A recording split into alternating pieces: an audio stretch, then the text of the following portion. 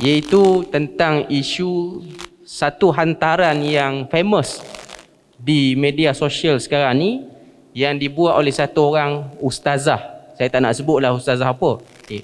Cuma dia sebut dalam hantaran dia tu, dia kata anak-anak yang autism, delay speech, yang ada penyakit autism, yang lambat bercakap, mereka ini ialah anak-anak yang terkena gangguan jin.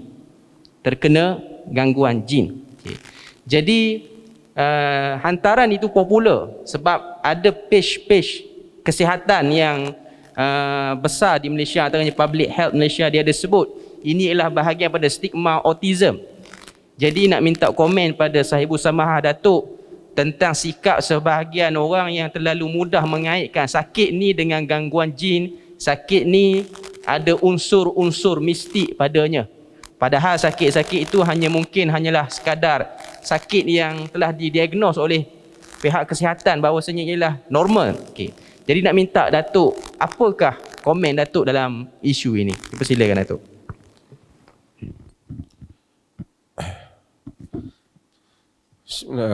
Yang pertama ialah kita hendaklah tahu bahawasanya dunia ini darul ibtila, tempat ujian. Orang ni macam-macam kena.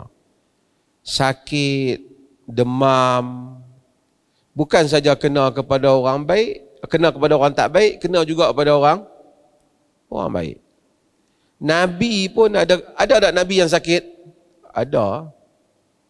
Nabi Ayub sakit tak? Sakit. Wa ayyuba idnada rabbahu anni massani yadur wa anta arhamur rahimin. Fastajabna lahu wa kashafna ma bihi min dur wa atainahu ahlahu wa mithlahum ma'ahu rahmatan min indina wa dhikra lil abidin.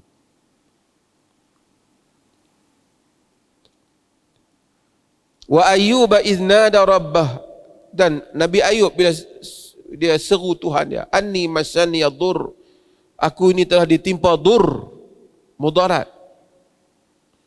Sedangkan Engkau yang Maha Pengasih di kalangan pengasih. Allah kata,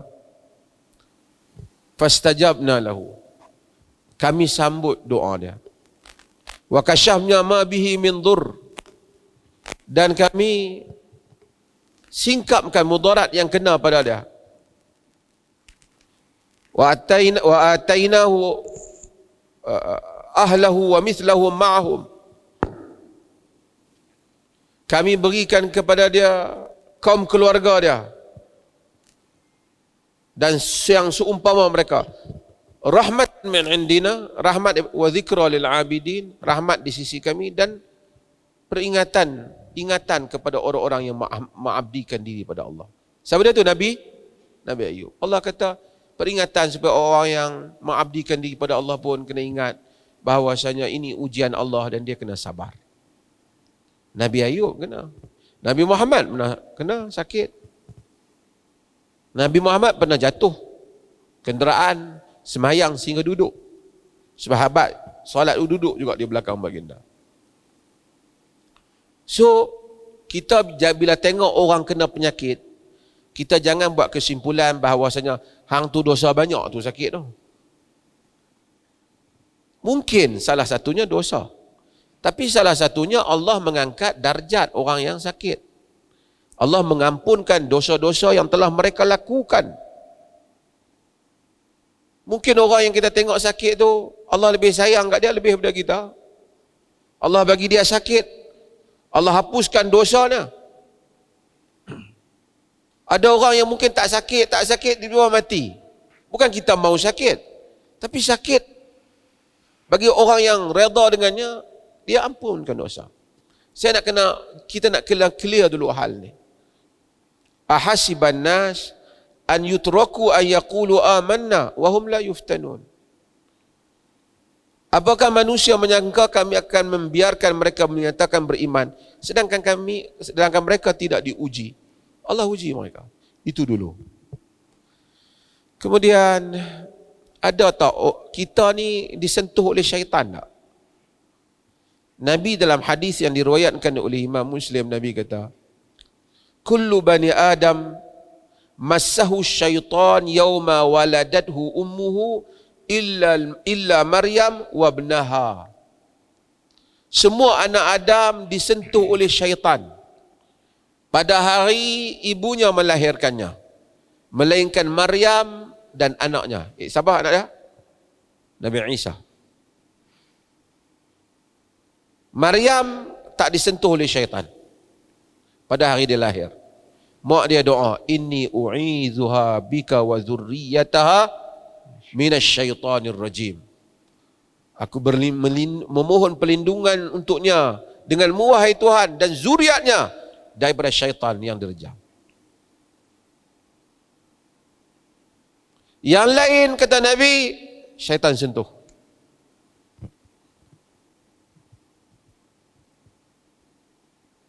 Dan ada juga hadis yang cerita tentang syaitan yang mengganggu orang yang istihadah. Tapi itu semua taklah kata bahawasanya sebab kau ni autism, sebab dulu bersetubuh tak bismillah ke apa.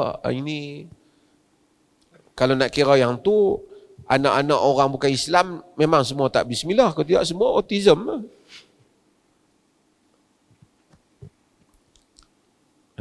Dalam beberapa riwayat dia kata, ni orang budak-budak muda dah tapi saya sebutlah cerita. Orang-orang Mekah ni bila menggauli isteri mereka, menggaulinya dengan secara mendatanginya di hadapan dan mendatanginya di kemaluan isteri tapi dari arah belakang juga. Dia kata mudbirat daripada arah belakang juga. Bila dia mari Madinah, orang Quraisy, dia kahwin dengan wanita Ansar. Wanita Ansar tak biasa benda macam ni.